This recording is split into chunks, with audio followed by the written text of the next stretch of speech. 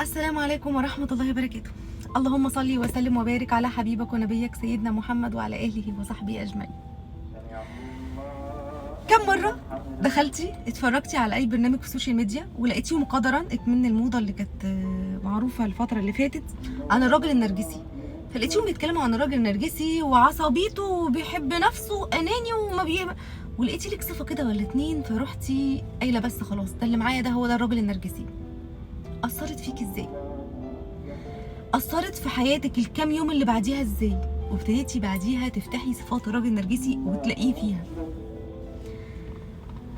كم مرة زعلتي انتي وجوزك فبتحكي لحد، او دخلتي على اي حاجة فلقيتي صاحبتك بقى دارسة ومصروف عليها بره وجوه قالت لك لا حسبي ده انا دارسة، ده اللي بيعمله معاكي ده اسمه الصمت العقابي. ايوه انا عارفاه والنبي يا اختي انا عارفاه، اسمه الصمت العقابي. مش ما بيكلمكيش بقاله يومين، ده بيعمل معاكي صمت عقابي. يا خايبة لازم تعملي كذا وكذا وكذا وكذا. مصطلحات كتير جدا كانت سبب في ان نسبة الخلع تبقى النهارده 88%. 88% بنوتة جميلة لسه ما شافتش لا حلو ولا وحش في الدنيا راحة المحكمة عشان تخلع جوزها. تخلع جوزها دي بقى يعني متنازلة عن أي حاجة وكل حاجة، ومتنازلة عن فرحتها وفرحها، ومتنازلة عن كل حاجة تحت مسمى راجل نرجسي. ده صمت عقابي، ده اصل انت لازم تبقي قويه وبعدين انت بتشتغلي ومش محتاجاه، وبعدين يا حبيبتي ده انت بقيتي الظل والحيطه ومفيش حاجه اسمها لا ظل راجل ولا ظل حيطه دلوقتي، وانت خلاص سند لنفسك. طب بصوا بقى، كلنا فينا شيء من النرجسيه، فمفيش حاجه اصل هو في كذا وكذا يبقى نرجسي. كلنا فينا صفات كتير جدا من النرجسيه، فزي ما انت شايفه ان هو في حاجات فيها هو نرجسي فحضرتك كمان نفس الكلام. الفكره في ايه؟ الفكره انت قادره تستحملي ولا لا، هو يستاهل ولا لا. وكل حد وهو زعلان من حد شايف انه ما يستاهلش، ولما بيتصالح معاه تبقي شايفه انه يستاهل الدنيا بحالها. طب اعمل ايه عشان ابص لنظرتي وعشان ابص لنص الكوبايه المليان مش الفاضي؟ اروح لحد بيحبني بجد يخلي عيني وقت الزعل اللي بصه نص الكوبايه الفاضي تخليني ابص لنص الكوبايه المليان. اروح لحد يقول لي ان مفيش حاجه اسمها سترونج اندبندنت وومن، لا والله، ست ست وراجل راجل، وانتي جميله بضعفك وجميله بخوفك وجميله بكل حاجه، جميله برقتك، جميله بصوتك الواطي مش صوتك اللي بيزعق وانا لازم وتقفي كده. وقفتي قصاده راجل لراجل، ما تستحملي بقى تصرفات الرجاله. الرجاله لما بيتخانقوا مع بعض على فكره بيدوا بعض باللوكاميات. هتستحملي؟ والله انا بيتهيألي انا ممكن اموت ولسه بيها هيفكر يعني اموت. هتستحملي؟ فلو سمحتي بلاش المصطلحات اللي اصلا جايانا من بره عشان تخرب بيوتنا.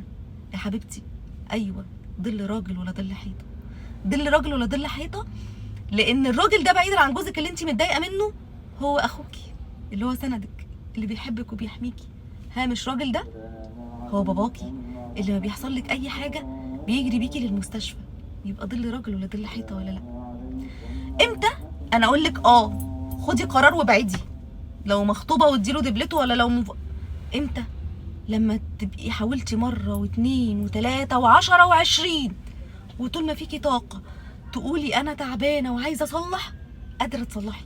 انما يبقى لسه مهمل ولسه اناني وما بيحبش غير نفسه وغير مصلحته، لما يبقى لسانه طويل وايده طويله وكل الصفات دي بقى فيه، لا انا عمري ما هطلع اقول لك لا حبيبتي استحملي. لا ما تستحمليش، لا ما تستحمليش حد بيهينك وبيضربك، لا ما تستحمليش حد بيشتمك، لا ما تستحمليش. بس يعني لو اتكررت كتير، انا ما بقولش ان انت تشتمي وتنضربي، بس يعني لو ليه حاجات حلوه جواكي هديها يا ستي.